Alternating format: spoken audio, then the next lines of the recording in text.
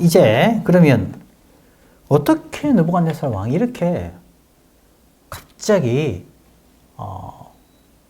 급격한 그런 그 변화를 보여주고 있는가? 이제 4절부터 이제 그 내용이 나옵니다. 그것도 이제 결국 무엇으로부터 시작하냐면 이제 꿈으로부터 시작합니다. 예. 그래서 4장도 결국은 이제 꿈이 핵심입니다. 예.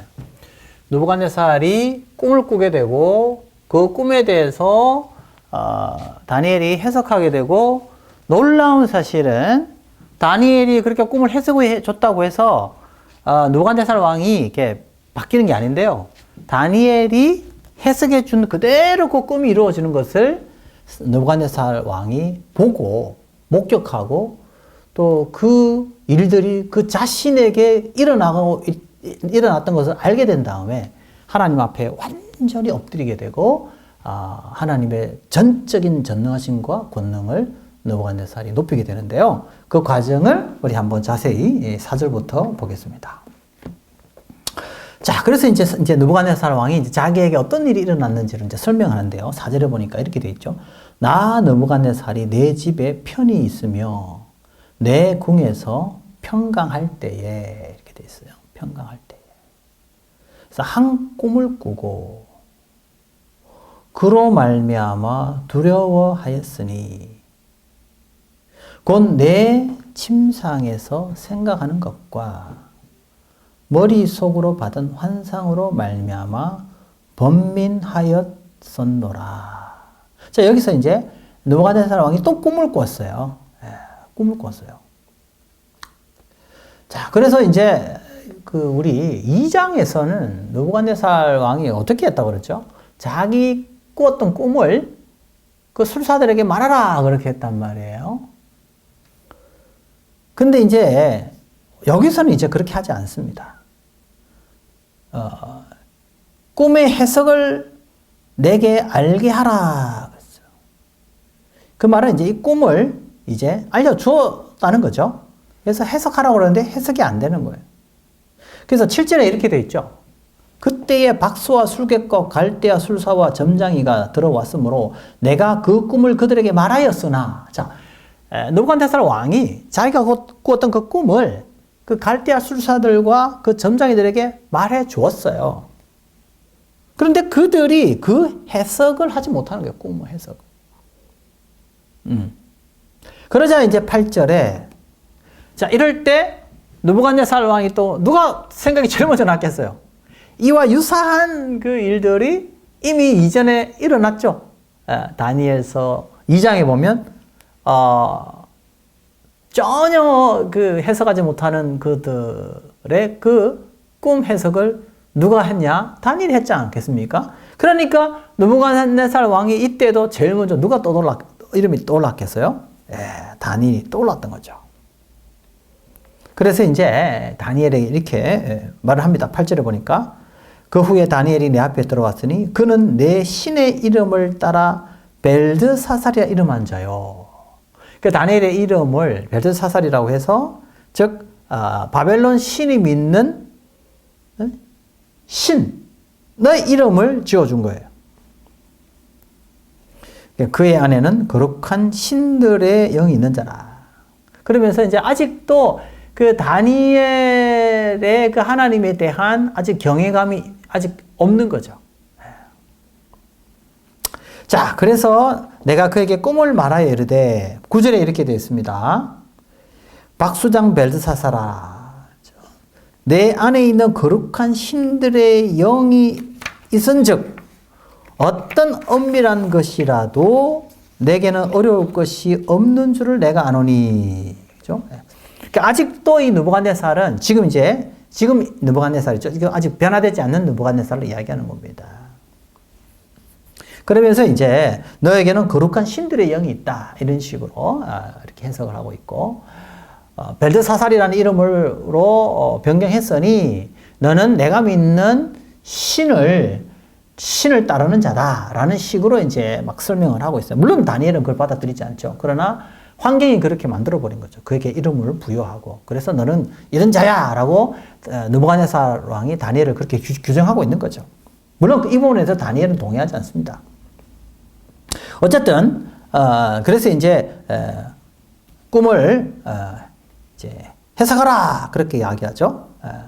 그래서 이제 느부갓네살 왕이 자기가 꾸었던 꿈을 쭉 설명합니다. 그죠? 그 어떤 꿈을 꾸었나요? 첫 번째 꾸었던 꿈이 뭐죠?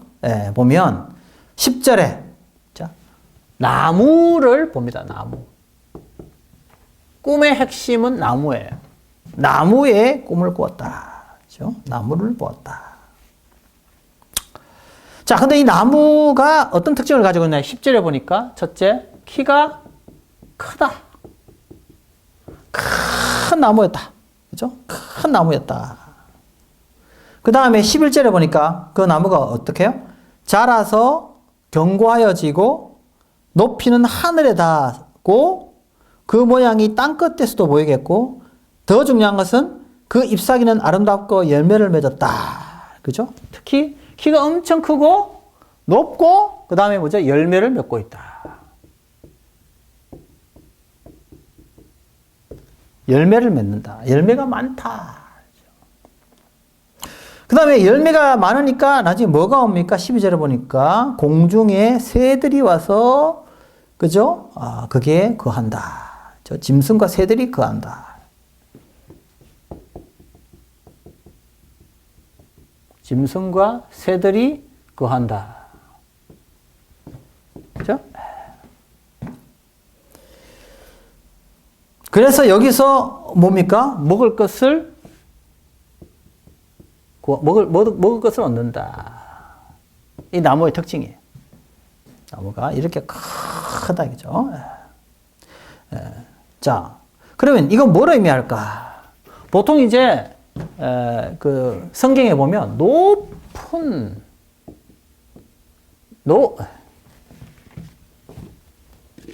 높은 나무는 뭘 상징하느냐? 이거는 힘을 상징합니다. 힘, 권력, 그죠? 신분을 상징합니다. 높은 신분. 높은 나무는. 우리 하나 찾아보겠습니다. 그래서 가장 대표적인 것 중에 하나가 바로 에스겔 17장 22절에서 24절. 한번 찾아보겠습니다. 에스겔서 17장 22절에서 24절. 자, 제가 한번 읽겠습니다. 주 여호와께서 이같이 말씀하시되 내가 백향목 꼭대기에서 높은 가지를 꺾어다가 심으리라.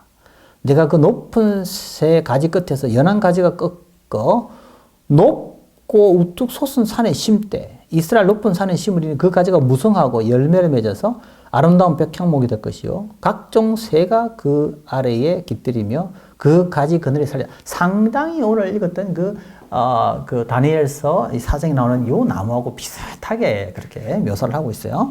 들의 모든 나무가 나 여호와는 높은 나무를 낮추고 낮은 나무를 높이며 푸른 나무를 말리고 마른 나무를 무성하게 하는 줄 알리라. 나 여호와는 말하고 이루니라 하라. 이렇게 되어 있어요. 예.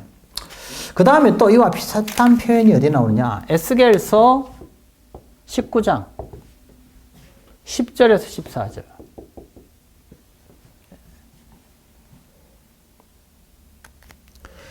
자, 10절에 이렇게 되죠. 너 피의 어머니는 물가에 심겨진 포도나무 같아서 물이 많으므로 열매가 많고 가지가 무성하며 그 가지들은 강하여 권세 잡은 자의 규가 될 만한데 그 하나의 키가 굵은 가지 가운데서 높았으며 많은 가지 가운데서 뛰어나 보이다가 분노 중에 뽑혀서 땅에 던짐을 당하며 그 열매는 동풍에 마르고 그 강한 가지들은 꺾이고 말라 불에 탔더니 이렇게 표현이 나옵니다. 여기서도 이제 그 높은 나무, 그죠? 가지가 많다. 이건 뭐예요? 힘과 능력과 높은 신분을 이야기합니다. 그래서 종종 이제 이스라엘 왕들의 어떤 그 권력을 상징할 때 이런 표현도 쓰고요.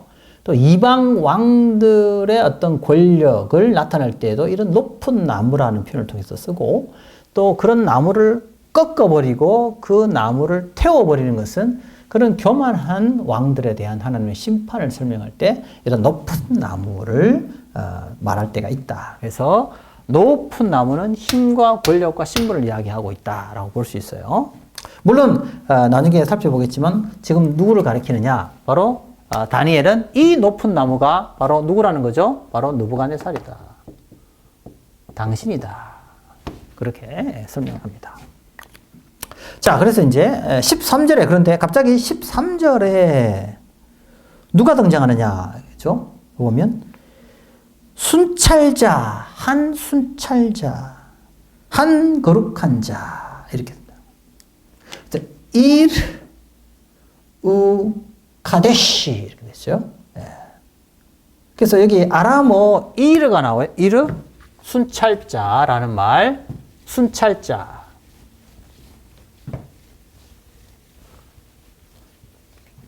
순찰자. 순찰자가 등장합니다. 이 순찰자는 여기에 또 거룩한 자라고 되어 있습니다. 순찰자. 자, 순찰자, 거룩한 자라고 되어 있는데 이 순찰자란 이 일, 그죠? 그죠? 여기 일. 순찰자라는 이 아람어가 나오는데요. 이 아람어 일어는 어떤 뜻을 가지고 있냐면 이건 깨어있는 자 혹은 지키는 자 이런 뜻입니다. 자, 그래서 이거는 상당히 어떤 천사의 이미지 즉 깨어서 세상의 일들을 지켜보고 있는 자 이런 뜻이에요. 그래서 순찰자의 의미가 상당히 설득력이 있다. 그러니까 천사들이 하는 일이 뭡니까?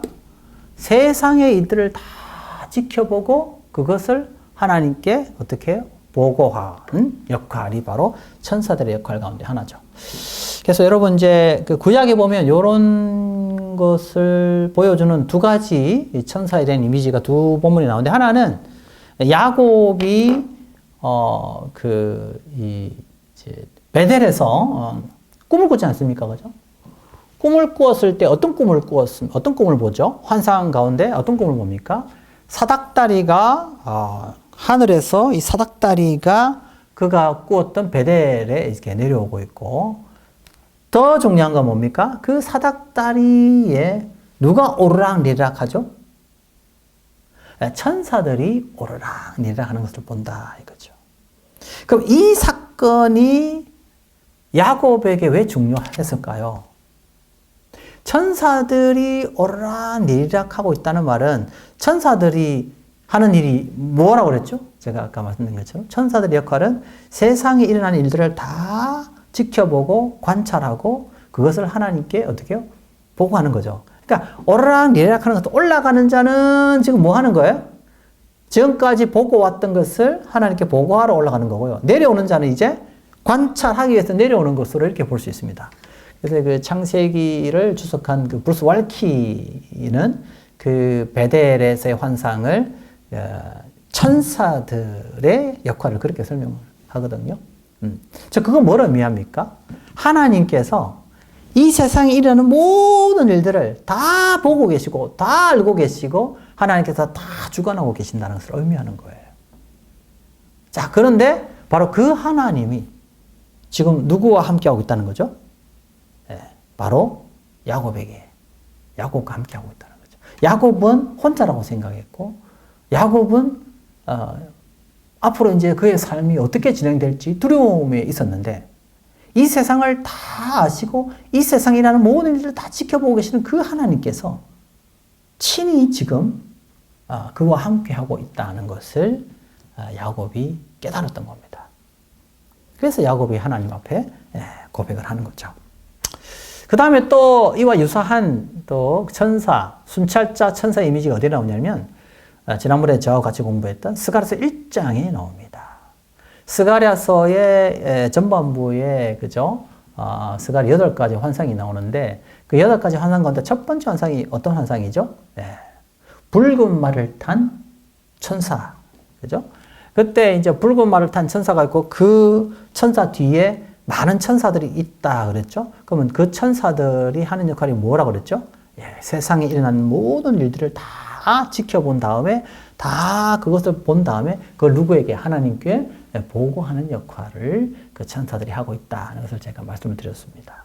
그래서 그 순찰대, 즉 천사 순찰대의 그 이미지를 통해서 페르시아 왕이 자신의 순찰대를 보내어서 자신의 지역을 다스리고 있었던 그 상황 속에서 하나님은 그의 순찰대원을 온 세상에 보내므로 이 땅을 실질적으로 다스리고 관찰하고 이 땅을 지켜보고 계시는 실질적인 이 땅의 왕은 누구냐? 페르시아 왕이 이 땅을 다스리는 것이 아니라 하나님이 이 땅을 다스린다는 것을 스가랴서 1장의 그 붉은 말을 탄 그 환상을 통해서 스가랴가 메시지를 전하고 있다는 것을 제가 스가랴 그 강의를 통해서 강조한 적이 있거든요. 그래서 여기서 나오는 이 순찰자의 의미는 뭘 의미하느냐? 바로 하나님께서 당신의 그 천사들을 통해서 이 땅에 일어나는 모든 일들을 하나님 다 지켜보시고 관찰하고 있다라는 것이죠. 그래서 하나님은 누구를 지켜보고 있었고 누구를 관찰했을까요? 핵심은 바로 여기 있어요. 하나님은 누구를 관찰하셨느냐? 하셨는가? 누구를? 바로 느부갓네살을 하나님이 관찰하고 오셨다. 이게 참 중요합니다. 여러분, 하나님은 그의 언약의 백성들과 함께 하시죠? 그의 언약의 백성을 지켜보시죠? 네, 맞습니다. 그러나 하나님의 관심은 단순히 언약의 백성들뿐만 아니라 믿지 않는 자들에게도 하나님은 관심을 가지고 있다. 특히 언약의 백성과 관련되어 있는 이방인들에게도 하나님은 관찰하고 계시고 지켜보고 계신다. 하나님의 관찰은 이제 느부갓네살 왕에게 집중되어 있다라는 것을 오늘 알 수 있습니다. 그래서 하나님께서 그걸 알려주시기 위해서 어떻게 그 사실을 알려주셨습니까? 느부갓네살에게 꿈을 주어서 바로 하나님의 이 관찰하시는 하나님을 알게 하신 거죠. 자, 그래서 그 천사가 이제 와서 뭐라고 이야기합니까? 네, 오늘 보면 이렇게 돼 있죠. 자, 오늘 보면 이 13절에 한 순찰자, 한 거룩한 자가 하늘에서 내려왔는데 14절에 그가 소리질러 순찰자가 뭐라고 합니까? 이처럼 이르기를 그 나무를 베고 그 가지를 자르고 그 잎사귀를 떨고 그 열매를 해치고 짐승들을 그 아래에서 떠나게 하고 새들을 그 가지에서 쫓아내라. 자, 그러면 지금까지 아까 높은 나무, 그죠? 키가 크고 새가 깃들이고 거기에 많은 먹을 것이 주어지는 열매가 있는 바로 그 나무의 모든 혜택들이 다 지금 이제는 사라져가는 거죠. 키가 컸는데 꺾이고 그 다음에 가지들의 열매가 나는데 그 가지들이 다 잘리고 그래서 열매가 다 사라져 간다는 거죠. 이제 더 큰 문제는 무엇입니까? 오늘 본문에 보면 이렇게 돼 있죠. 자, 오늘 이렇게 돼 있어요. 15절에 이렇게 돼 있어요. 그러나 그 뿌리의 그루터기를 땅에 남겨두고 새와 노줄로 동이고. 자, 나무가 꺾여요. 다 잘려요. 그러니까 이제 남은 건 뭡니까? 잘려서 그루터기밖에 없는 거예요. 근데 그 그루터기도 어떻게 해요? 쇠에 의해서 결박이 된다. 쇠사슬에 의해서. 자, 그렇게 되어 있습니다. 그래서 짐승과 더불어 시간을 보내게 되어 있다. 이렇게 되어 있습니다. 그리고 또 이제 그 나무가 어떻게 되느냐? 15절에 그 마음은 변하여 사람 마음 같지 아니하고 짐승의 마음을 받아 7대를 지난다. 이렇게 설명이 되어 있습니다. 자, 그렇다면 나무 뿌리가 철과 놋줄에 의해서 이렇게 완전히 결박이 되어진다는 것은 뭘 의미하느냐? 이거는 그래도 죽지 않고 살아남는다라는 것을 의미합니다. 그러나 또 중요한 건 뭐죠? 그러나 그의 정신이 심각한 고통을 겪게 될 것이다 라는 것을 보여줍니다. 자, 그래서 오늘 그 본문에 보니까 그러면 느부갓네살에게 왜 이런 일이 일어나는가? 17절에 보니까 이렇게 되죠. 이는 순찰자들의 명령대로 거룩한 자들의 말대로 이니, 자 이렇게 되죠. 지극히 높으신 이가 사람의 나라를 다스리며 자기의 뜻대로 그것을 누구에게든지 주시며 또 지극히 천한 자를 그 위에 세우시는 줄을 사람들이 알게 하려 함이라. 즉 다시 말해서 왜 그러면 이렇게 느부갓네살을 이렇게 7대라고 했으니까 이거 보통 학자들이 7년이라고 보거든요. 그럼 7년간을 이렇게 짐승처럼 그렇게 만들어 버렸는가?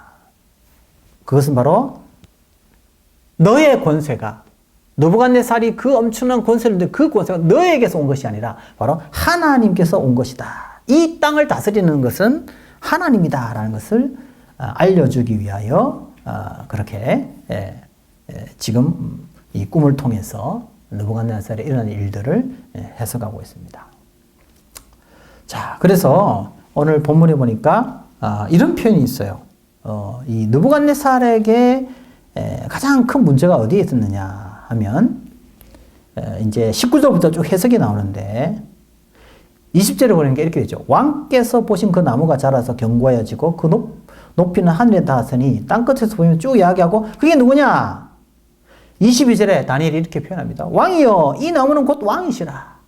다니엘이 해석하는 거예요. 그 나무는 당신입니다. 23절에 순찰자가 하늘에서 내려와서 이르기를 그 나무를 없애버려라. 뭐 이렇게 쭉 이야기하죠. 그러면서 24절에 해석을 하죠. 왕이여 그 해석은 이러하니다. 곧 지극히 높으신 네가 명령하신 것이 내 중앙에게 미칠 것이다.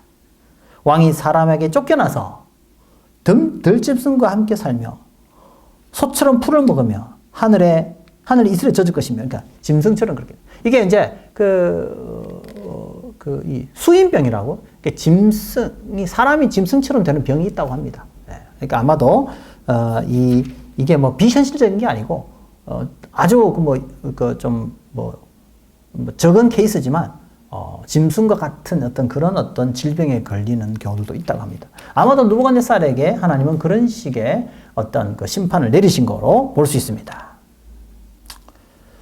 자, 그래서 이 26, 27이 중요한데 한번 보겠습니다. 또 그들이 그 나무 뿌리에 그루터기를 남겨두라 하였은즉 하나님이 다스리는 줄을 왕이 깨달은 후에야 왕의 나라가 견고하리이다. 그런즉 왕이여 내가 아뢰는 것을 받으시고 공의를 행함으로 죄를 사하고 가난한 자를 긍휼히 여김으로 죄악을 사하소서. 그래 하시면 왕의 평안함이 혹시 장구하리이다. 이렇게 되어 있어요. 자, 여기서 그럼 느부갓네살이 이렇게 심판을 받는 가장 큰 이유 가운데 하나는 뭐죠? 오늘 본문에 나와 있죠. 느부갓네살은 이런 아주 거대한 제국을 다스리면서 그런 권력을 가지고 있었죠. 그런데 그가 놓쳐버린 게 무엇이었습니까? 27절에 나오죠. 어떤 악을 많이 했다는 거죠? 바로 공의를 행하지 못했다. 다른 말로 불의를 행했다. 특히 이 불의 가운데 하나가 얘가 뭐죠? 오늘 보니까 어떻게 나옵니까? 예, 가난한 자를 긍휼히 여기지 않았다.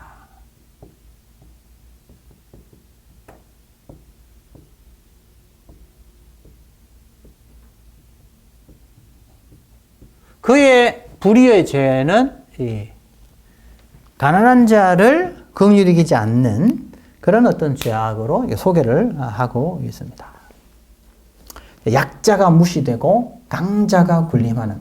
그래서 느부갓네살의 권력은 어떻게 해서 성취되어지고 또 유지되었냐면 이 약자들을 억압하고 약자들의 어떤 그런 몫을 탈취하면서 자기의 권력을 유지했다라는 것이죠. 자, 이렇게 이제 그럼 유일한 해결책이 뭡니까? 오늘 27절에 보니까 죄를 사하라. 즉 회개하라. 다시 말해서 돌이키라. 지금이라도 공의를 행하고 불의를 행하지 말고 가난한 자를 긍휼히 여겨라. 지금이라도. 그런데 이렇게 하지 아니하면 당신은 이런 심판을 받을 것이다 라는 메시지가 주어져요. 자, 그러면서 28, 29절이 참 중요한데요. 같이 한번 읽어봅시다. 28, 29. 이 모든 일이 다 느부갓네살 왕에게 임하였느니라. 자, 근데 결국 이루어졌다는 거죠, 이 일이. 언제 이루어졌느냐? 12달이 지난 후에. 자, 이 꿈을 꾼 다음 다니엘의 이 꿈 해몽을 듣고 난 12달이 지난 이후에 결국 이 느부갓네살의 이런 일을 경험하게 돼요. 자, 그럼 여기에 12달의 의미는 뭘까요? 12달.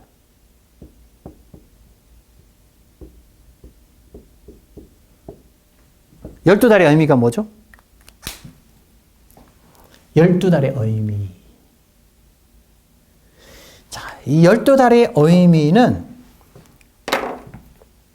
하나님께서 곧바로 느부갓네살에 대한 심판을 집행한 것이 아니라는 거죠. 뭘 의미합니까? 1년이라는 기간 동안 기회를 주신 거죠, 하나님께서. 어떤 기회요? 회개할 수 있는 기회를 주신 거죠. 분명히 지금 선을 한 거죠. 너는 심판받을 거다. 너는 지금 이 죄를 지었기 때문에 가난한 자를 핍박하고 너는 불의를 행했기 때문에 너는 지금 이제 심판을 받을 거다. 그런데 바로 심판이 집행되지 않았다 이거죠. 1년이라는 시간이 지난 다음에 집행됐다는 것은 뭘 의미하느냐? 하나님은 기다리셨다는 거죠. 여러분, 이와 유사한 어떤 그런 그 패턴이 어디서 나타나냐? 바로 요나서에서 나타납니다. 요나가 니느웨에 가서 뭐라고 그럽니까? 곧 너희들은 멸망받을 것이다. 너희는 심판받을 것이다 그랬어요. 회개하라는 말이 안 나옵니다. 회개하라는 말 자체가 안 나와요. 회개하는 말이 안 나옵니다. 요나서에는. 근데 어떤 일이 벌어집니까? 즉시로 회개합니다. 그러자 어떻게 돼요? 하나님께서 니느웨에게 하나님께서 계획하셨던 그 심판을 하나님께서 철회하십니다. 예. 살아남게 돼요. 물론 나중에 또 니느웨 백성들이 하나님 앞에 죄를 지어서 심판을 받죠. 그러나 요나 시대에는 하나님께서 심판하지 아니하셨다는 거죠. 자, 그러면 12달이 지난 이후에 이 일이 벌어졌다라는 말은 뭘 암시합니까? 느부갓네살의 태도에 변화가 없었다 이거죠. 이런 하나님의 심판의 메시지를 받고도 전혀 돌이킴의 어떤 그런 회개의 모습을 느부갓네살이 보이지 않았다. 왜냐하면 느부갓네살은 엄청 높은, 키가 높다는 말은 그만큼 느부갓네살이 거대한 제국의 왕으로서의 자기의 어떤 그 뭐라 그럴까요? 그 거만함, 그죠? 거기에 사로잡혀 있었다라고 볼 수 있죠. 그리고 그 당시 그 느부갓네살이 거했던 그 왕궁은요, 역사적으로도 가장 거대한 왕궁으로 알려져 있습니다. 그래서 우리 제 강의를 듣고 있는 우리 그 혹시 분들에게 제가 하나의 그 팁을 드리면 EBS에서 나온 EBS에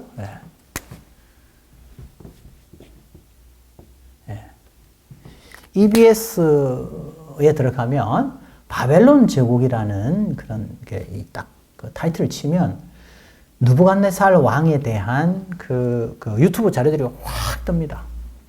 그래서 그 당시에 느부갓네살이 다스릴 때의 그 바벨론 제국이 얼마나 거대했는지, 특히 거기에 하늘정원이라는 게 나와요. 하늘정원.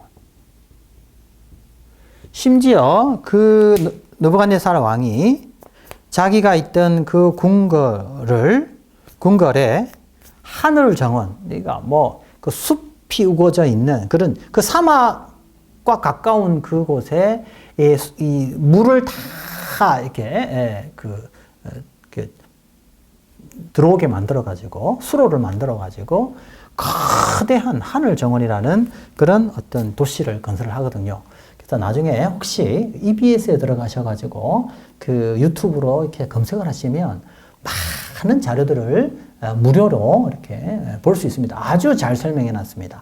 느부갓네살이 다스릴 때의 그 바빌론 제국의 그 제국이 얼마나 거대한 제국이었나를 아주 그래픽으로 잘 설명하고 있고, 또 그 고고학을 전공하신 교수님들이 나와가지고 그 바벨론 느부갓네살의 시대의 그 바벨론 제국의 그 도시의 거대함을 아주 상세하게 잘 설명하고 있기 때문에 저는 그 한번 시간 나시면 그 EBS를 신청해 주시면 좋겠다. 자, 그래서 어떻게 됐습니까? 느부갓네살이 전혀 회개하지 않았기 때문에 결국 어떻게 됐습니까? 하나님께서 느부갓네살을 쳐버리셨어요. 그렇죠? 네, 쳐버렸습니다.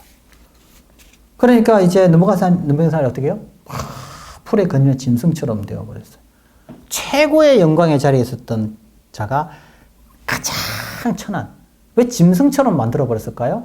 인간보다 못한 짐승과 같은 존재로 이렇게 하나님께서 그렇게 심판하셨다는 것은 최상의 인간과 최하의 인간을 이렇게 대비시켜 보여주신 겁니다. 교만한 인간은 가장 낮은 자리에 그렇게 버림받을 수 있다는 것을 경고의 메시지로 보여주시는 거죠. 자, 그 다음에 이제 마지막으로 요거하고 마치겠습니다. 34절부터 37절에 보면 느부갓네살이 드디어 이제 7년간의 짐승 같은 그런 생활을 보이고 난 다음에 다시 정신이 돌아옵니다. 그런데요, 34, 35, 36, 37절. 이 구절은, 정말 하나님을 만난 사람의 고백과 거의 유사해요. 예. 제가 한번 읽어볼게요. 그 기한이 참해. 나 느부갓네살이 하늘 우러러 보았더니 내 총명이 다시 내게로 돌아온지라. 이에 내가 지극히 높으신 이에게 감사하며 영생하시는 이를 찬양하고 경배하였나니 그 권세는 영원한 권세요. 그 나라는 대대에 이르리로다. 다니엘의 핵심 주제가 하나입니다. 하나님 나라는 영원하다. 땅의 모든 사람들을 없는 것 같이 여기시며 하늘의 군대에게든지 땅의 사람에게든지 그런 자기 뜻대로 행하시나니 그의 손을 금하시든지 혹시 이르기를 내가 무엇을 하느냐고 할 자가 아무도 없도다. 전능하신 하나님의 주권적 손길을 이야기하죠. 그때 내 총명이 내게 돌아왔고 또 내 나라의 영광에 대하여도 내 위엄과 광명이 내게로 돌아왔고 또 나의 모사들과 관원들이 내게 찾아오니 내가 내 나라에서 다시 세움을 받고 또 지극한 위세가 내게 닿았더라 하면서 마지막 47절. 그러므로 지금 나 느부갓네살은 하늘의 왕을 찬양하며 칭송하며 경배하노니 그의 일이 다 진실하고 그의 행하심이 어려우심으로 교만하게 행하는 자를 그가 능히 낮추심이라. 핵심이 이거예요. 뭐죠? 교만하게 행하시는 자를 그가 능히 낮추심이라. 하나님께서 자기를 낮추셨다. 네. 여러분, 교만한 이 사람, 교만한 느부갓네살, 어떻게 이렇게 겸손한 왕으로 변화될 수 있었을까요? 그것은 바로 하나님께서 느부갓네살을 낮추셨기 때문입니다.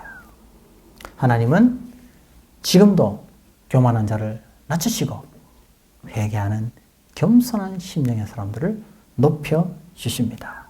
그래서 세상 가운데 어떤 권력과 힘을 가지고 있다고 생각하면서 자기도 모르는 사이에 힘이 들어가 있는 사람들은 오늘 다니엘서 4장을 읽으면서 자신의 교만의 모습을 돌아보고 한순간에 가장 낮은 밑바닥으로 느부갓네살을 낮추시는 그 하나님의 그 모습 앞에서 우리에게도 역시 이와 같은 하나님의 심판이 있을 수 있음을 기억하면서 언제나 우리가 나의 나된 것이 하나님의 은혜라는 사실을 기억하고 겸손히 하나님의 영광을 올려드리며 우리가 한 이 모든 것도 하나님이 하셨음을 인정하며 살아가는 겸손한 하나님의 백성이 되기를 간절히 바랍니다. 감사합니다.